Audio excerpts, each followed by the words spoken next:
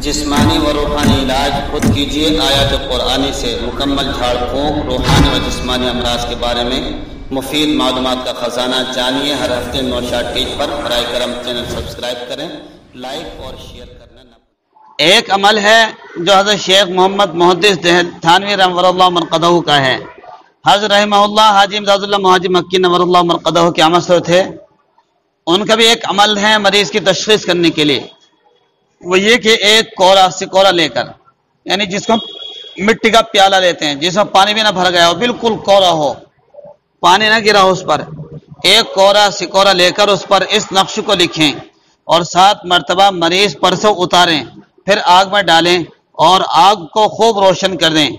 अगर हरूफ सफ़ेद हो जाए तो मरीज पर सहर है, अगर सुर्ख पड़ जाए तो चुड़ैल का असर है, अगर हरूफ गायब हो जाए तो आसे परी है, अगर हुरूफ स्या रहे हैं तो मरज बदनी है।